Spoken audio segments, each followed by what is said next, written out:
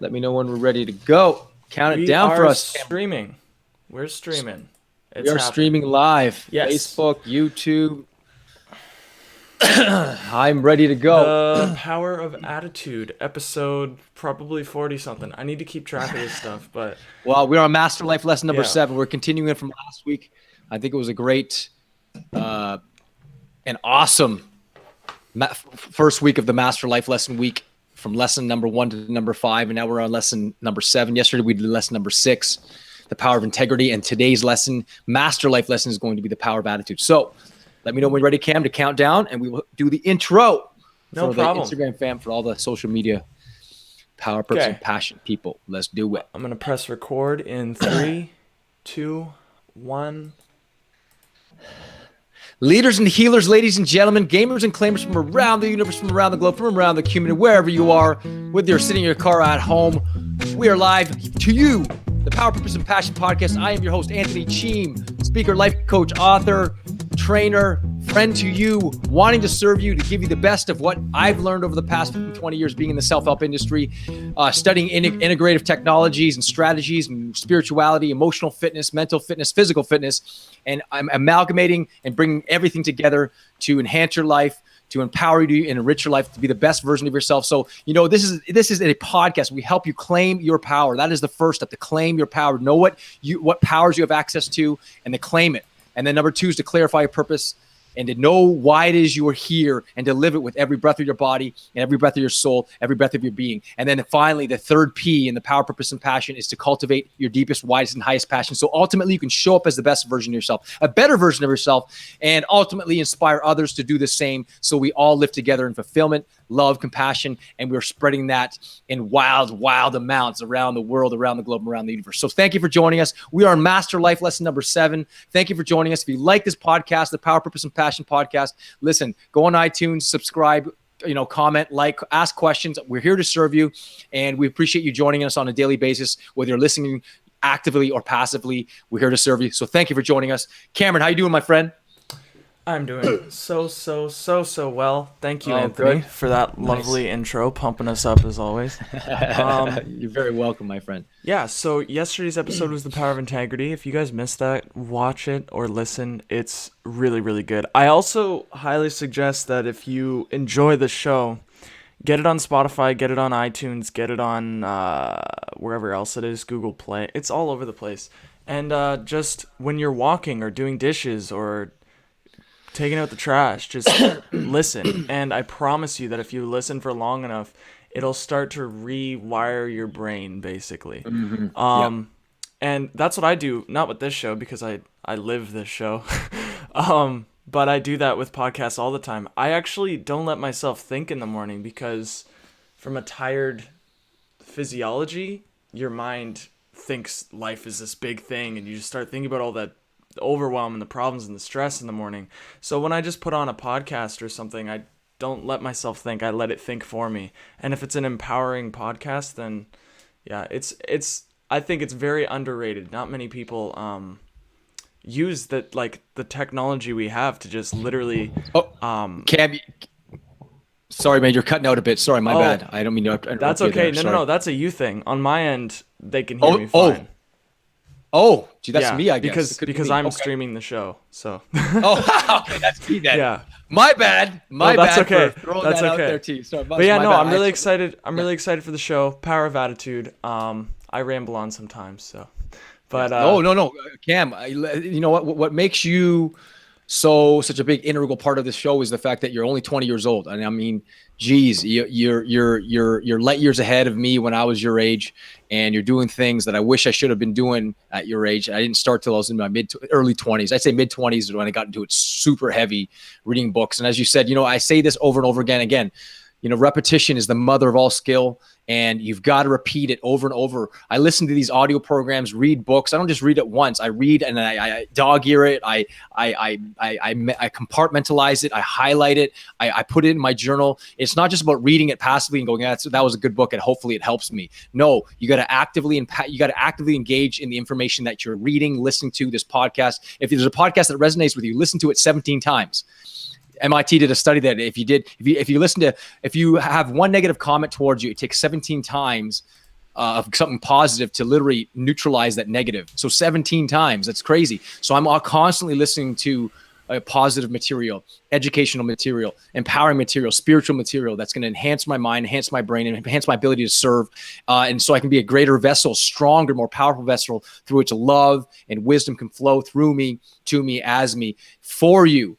And so you can also be a power partner in this process as well. So I say this before, what you read, where you will be in 2 years. It goes back to my mentors. Used to always say to me, where you will be in 2 years it depend on what you read, what you listen to, what you watch, and who you hang around. So be very careful. I guarantee you, if you were to hang out with me for the next 30 days, and one of three things are going to happen: either I go down to your standard, you come up to mine, or because we have conflicting values, we'll separate. So, and I can pretty much tell you, I won't allow my standard to drop. So you only have two choices: either come up to mine and I raise you up and I pick you up, raise the vibrations, or we're not friends anymore, or for whatever reason, right? Values are opposing, whatever the case may be. So again, I if I was coaching you, I would start there. If I was your personal coach and I was your life coach and I was saying to you, what are some basic things I could do? I would give you like a list of 10 books. I'd give you audios to listen to. I say, go attend a few seminars. Go watch some inspiring people, inspiring biographies. Go on YouTube. We're living in a day and age where you can go on YouTube and watch inspirational material, speakers, documentaries, whatever it might be that inspire you to be a better human being. And then so you can live your dream, live out your purpose, and cultivate your deepest passions. And then obviously claim your power. Those are so important. And this is where we're helping. This is what the show's about, helping you do that so you can cultivate a greater attitude. And this is Master Life lesson number 7, which is the power of attitude. And as we begin this podcast, I want to read you one of the most powerful sayings I've had. I probably read this quote probably 1,000 times. No joke. I've listened to some people say it. I want to share it with you. I may not do its due diligence as if it was being spoken by the actual speaker that was actually came up with this quote. It's by a guy named Charles Swindoll. He said this: "The longer I live, the more I realize the impact of attitude on life. Attitude to me is more important than facts. It is more important than the past, than education, than money, than circumstances, than failures, than successes, than what other people think or say or do. It is more important than appearance, giftedness, or skill. It will make or break a company, a church, a home. The remarkable thing is we have a choice every day regarding the attitude we will embrace for that day. We cannot change our past. We cannot change the fact that people will act in a certain way. We cannot change the inevitable. The only thing we can do is play on the one string we have, and that is our attitude. I am convinced that life is 10% of what happens to me and 90% about how I react to that, the things that are brought into my life. And so it is with you. We are in charge of our attitudes.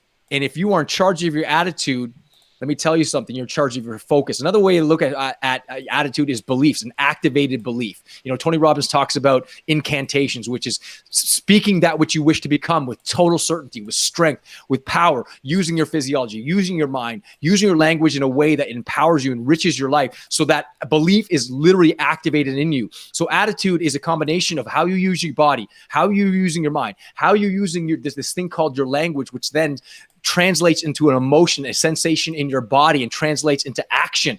So your attitude about life. Viktor Frankl, if you haven't read a book called Man's Search for Meaning, it's one of the best self-help books, you know, of all time. And he was a Jewish man in Vienna, was taken during the Holocaust, and he wrote about his experience. He was a psychiatrist, and many of his family members were killed. And he basically writes about his whole experience being in, you know, the death camps and just brutal conditions. And let me tell you, there was a point, I think he was being castrated without any anesthetic. Think about that. Castrated without any anesthetic. And he felt compassion for those people. He didn't feel, hate towards them. He was at a level, he had an attitude, he had a focus that said, man, these people think that they're hurting me, they're hurting themselves. And he got to a point where his attitude was so strong and powerful that he literally started to affect not just the inmates, but the people, the soldiers around him. And they were starting to feel bad. They're starting to question. They couldn't literally break him. You can break a man's body. You can break a man's bones. You can maybe even break part of his neurology and his brain, but you can't break a man's spirit, or a woman's spirit for that matter, generically speaking. So he had a quote that said, the last of all human freedoms is to be able to choose our attitude regardless of circumstance. So what that basically means, you can choose your attitude whether you're in prison, I mean, I remember hearing a guy, Dr. Who was he? He was a prisoner for 7 years or 2 years. And all he did, he was chained to a radiator, and he realized, I'm not getting out of here anytime soon. So he chose an attitude. I'm supposed to learn something while I'm here incarcerated for the next, I don't know, he didn't think it was 2 years, but for the next 2 years, he was sitting in that jail cell as a prisoner by himself, barely any clothes, barely anything to eat, barely anything to do. And guess what? What he did was so brilliant. He would look at the chains that that bound him, and each chain would symbolize, he would think about something he was grateful for and go from one chain link to the other chain link. And he would do that over and over again. And that experience enlightened him, enriched his life, he used that experience to help him grow, not to as a means to go, oh, I'm a victim here, how could this happen to me? And when he was released, they said to him, like, what would you say to your captors? He said nothing. He didn't hold the hate down.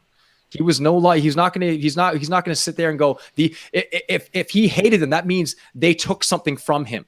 And the one thing that no one can take from you is your attitude, your spirit, and your mindset. So, and there's another gentleman by the name of Hurricane Reuben Carter. He was a boxer, world champion boxer. I forget when, back in the 60s or 70s.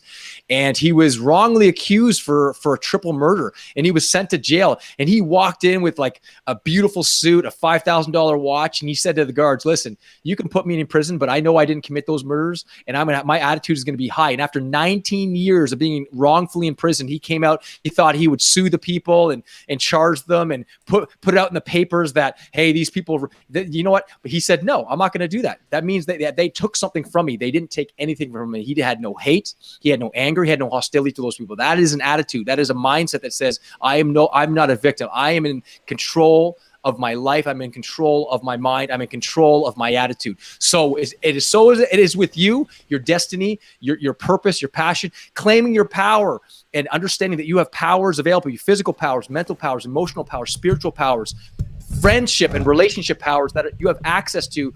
Are you claiming it?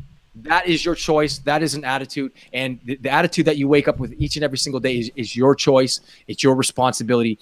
And hey, whatever it is you want, you got to have that strong attitude that say, you know what? I will until I actually eventually reach my goal, reach my objective, reach my pinnacle, reach my Super Bowl or whatever version of Super Bowl or Grammy or Stanley Cup that is designed specifically for you, uniquely for you.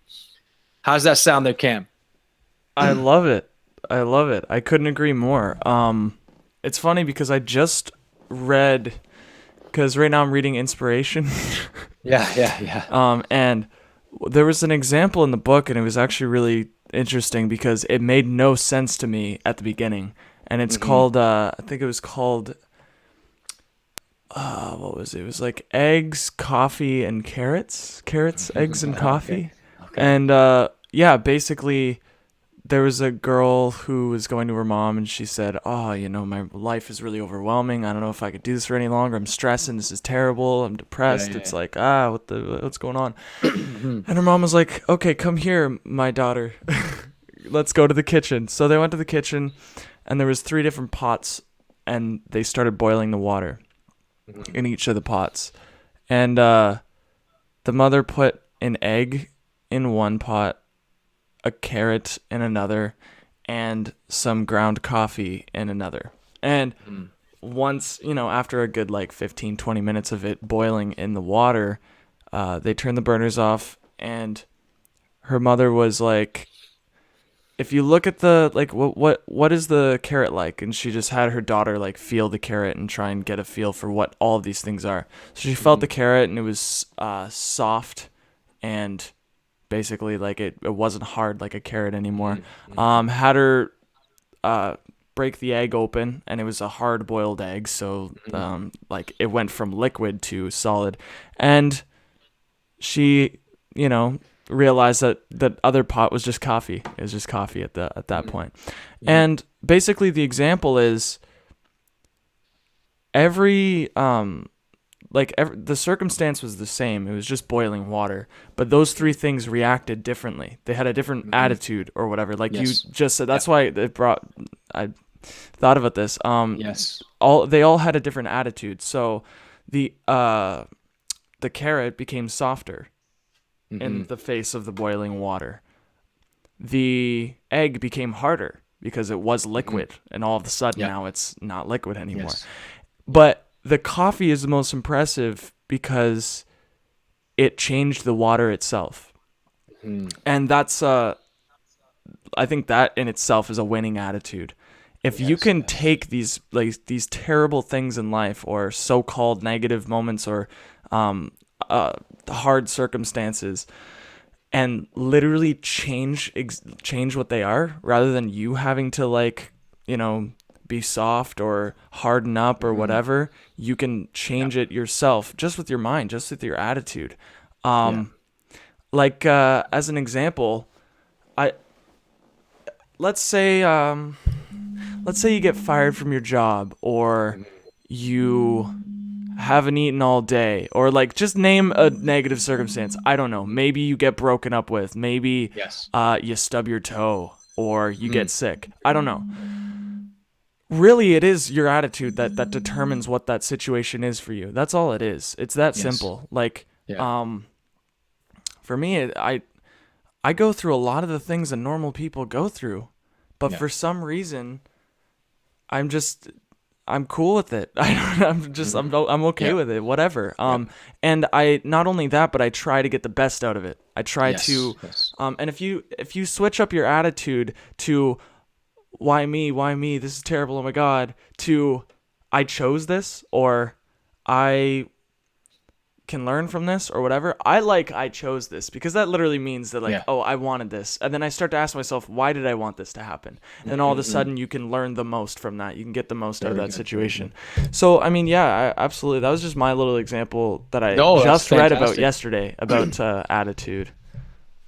Well, it reminds me too, and it's a great story too, that you can turn anything depending on how you react or respond to life, right? And just in that quote, it says, life is 10% of what happens to you, and 90% of what you do with what happens to you. And I remember even Les Brown, in one of his audios, he gave an example, a personal example, how two guys had a job, they lost their job, they were at the same circumstance, they both lost their job. And one guy was handing out resumes for a while. Then he just kind of gave up. Now there's no jobs out there, no jobs. And then the second guy just kept plugging away. There's got to be a job. His attitude was, there's got to be a job. There's got to be a job. There's got to be a job. Handing out resumes, nonstop. And the second guy, or the first guy who just kind of quit, went from drinking a beer and just watching TV, getting lazy, listening to his environment like there's no jobs. And rather than listening to his inner desired hunger to actually make a difference, he just decided to listen to his environment and squabble and squibble amongst the people that were complaining and criticizing, condemning their life. And eventually got to a point where, he asked his wife one morning, he said, I want to take the car and hand out some resumes. And the wife was excited.